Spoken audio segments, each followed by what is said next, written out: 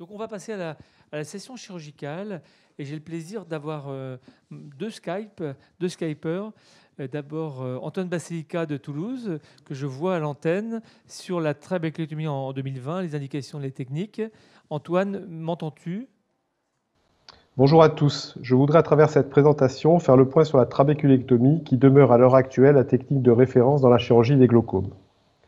Voici le plan que je vous propose. Après un bref rappel historique, j'aborderai les aspects techniques de la trabéculectomie, ses risques ainsi que ses résultats en termes de baisse pressionnelle.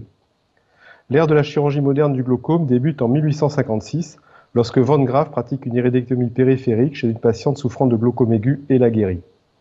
Par la suite, plusieurs ophtalmologistes, dont le français Pierre-Félix Lagrange, effectuèrent différentes chirurgies de pleine épaisseur, chirurgie certes efficace mais pourvoyeuse de nombreuses complications. Il faudra attendre plus de 50 ans pour que Coryllos et Skearns suggèrent de protéger la filtration par un volet scléral. C'est l'avènement de la trabéculectomie. La trabéculectomie actuelle est loin de celle pratiquée à la fin des années 60. En effet, 50 ans d'expérience ont permis d'en améliorer la technique, d'évaluer son efficacité, de mieux connaître et prévenir ses complications. Il y a de multiples façons de pratiquer une trabéculectomie, mais de nos jours, un certain consensus s'est fait autour de plusieurs aspects techniques de l'intervention. La technique que je vous propose est inspirée de celle mise au point par Penco et l'équipe du Moorfield de Londres. Le but est d'obtenir la baisse pressionnelle souhaitée, c'est-à-dire atteindre la PIO cible, tout en limitant le risque de complications. Cela nécessite d'éviter une baisse pressionnelle trop importante, l'hypotonie précoce et prolongée étant la première cause de complications et d'échecs pressionnels. Il faudra également s'attacher à obtenir une bulle de filtration postérieure et diffuse, les bulles antérieures s'avérant souvent moins efficaces et augmentant le risque d'infection tardive. L'objectif étant défini, nous allons maintenant aborder les points clés de cette chirurgie. Lembo conjonctival à base limbique ou au fornix? Cette question a donné lieu à de nombreux débats et publications. Il est acquis que l'incision doit se faire au limbe. Comme vous pouvez le voir sur la photo de droite, le maintien d'une collerette limbique permettra d'obtenir plus facilement l'étanchéité de la suture, étanchéité capitale pour la réussite de l'intervention. La dissection sera poursuivie en arrière, l'ouverture de l'espace sous-ténonien de part et d'autre du muscle droit supérieur favorisera la filtration postérieure. Le volet scléral va représenter la première résistance à l'écoulement de l'humeur aqueuse. Toutes formes de volets ont été proposées, carré, rectangulaire, triangulaire, trapézoïdal. Le consensus semble s'être fait sur un volet rectangulaire de 4 x 2 mm, dont l'épaisseur est de 30 à 50% de l'épaisseur sclérale. En avant, la dissection des bords du volet s'arrêtera à distance du limbe. L'ostium sera de petite taille, 0,5 mm, et placé en avant de l'éperon scléral. La suture sclérale est le temps capital de l'intervention. De la tension des sutures va dépendre la résistance initiale à l'écoulement de l'humeur aqueuse. Le but est d'éviter une hypotonie précoce, particulièrement délétère, tout en favorisant un flux d'humeur aqueuse suffisant pour empêcher l'accollement des tissus avec son risque de fibrose.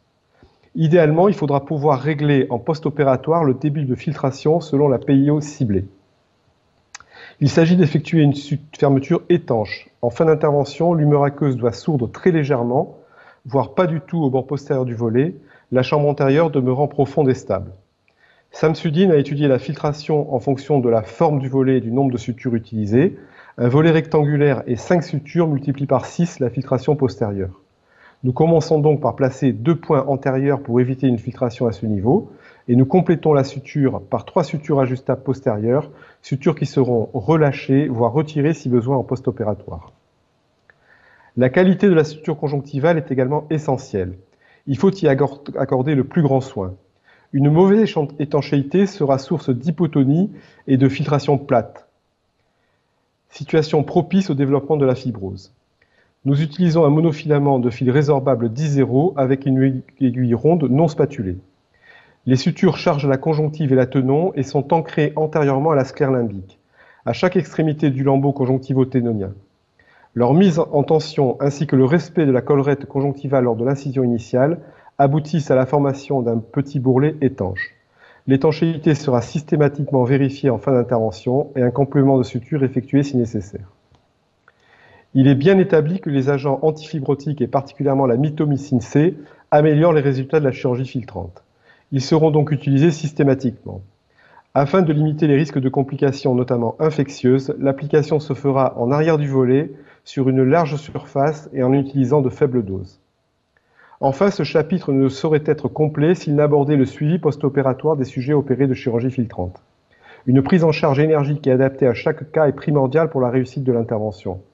Recherche systématique et traitement sans délai des fuites conjonctivales, massage, gestion des sutures, corticothérapie intensive et prolongée, needling font partie intégrante de la trabéculectomie et multiplient par 2 les chances de succès de la chirurgie. Les détracteurs de la trabéculectomie lui reprochent la fréquence de ces complications. Il est vrai, et de nombreuses études l'ont rapporté par le passé, que dans sa version classique, la trabéculectomie expose à un certain nombre de complications dont certaines peuvent être graves et engager le pronostic fonctionnel. Ces complications potentielles font que l'heure de la chirurgie est souvent retardée, soit par refus du patient et ce d'autant plus que la maladie est asymptomatique, soit par crainte de l'ophtalmologiste. La plupart des études antérieures rapportent des taux de complications précoces de l'ordre de 50%, les plus fréquentes étant les fuites conjonctivales, l'hypotonie et ses conséquences, chambre antérieure plate, décollement choroïdien. La technique actuelle permet de diminuer les taux de complications précoces et d'éviter dans la majorité des cas les complications graves. Jayaram rapporte des taux de complications particulièrement bas chez 131 sujets opérés de trabéculectomie, seulement 3 cas d'hypotonie et aucun cas de décollement choroïdien. De même, en ce qui concerne les complications tardives, les risques d'hypotonie et d'endophthalmie ont largement diminué avec la diminution des doses d'antimitotiques. Aucun cas d'endophthalmie n'est rapporté dans cette même étude et un seul cas d'hypotonie, bien loin des taux retrouvés dans les années 2000 par Membray, qui retrouvait 8% d'endophthalmie et 28% d'hypotonie. Nous venons de voir que les perfectionnements techniques ont rendu la trabéculectomie beaucoup plus sûre. Les complications graves sont devenues exceptionnelles. Qu'en est-il de son efficacité et quelle baisse pressionnelle peut-on espérer? Je vous rapporte ici les résultats de 3 études utilisant la technique de Moorfield, celle de Stallman en 2006, celle de Kirwan en 2013 et enfin celle de Jayaram en 2016. L'efficacité pressionnelle de cette technique est incontestable avec une PIO moyenne dans tous les cas à 2 ans comprise entre 10 et 13 mm de mercure. Si l'on considère comme critère de succès une PIO inférieure à 18 mm de mercure sans traitement, cet objectif est atteint dans 80 à 90% des cas à 2 ans.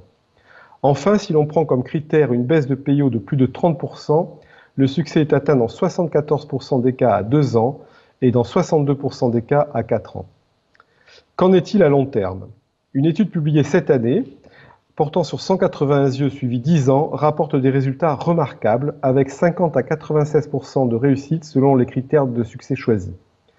De ces études, il ressort donc que la trabéculectomie est efficace et permet dans la majorité des cas d'atteindre l'objectif pressionnel. En conclusion, il faut avoir à l'esprit que le recours à la chirurgie est relativement fréquent au cours du glaucome. Un patient de GPAO sur 4 aura besoin d'une chirurgie filtrante.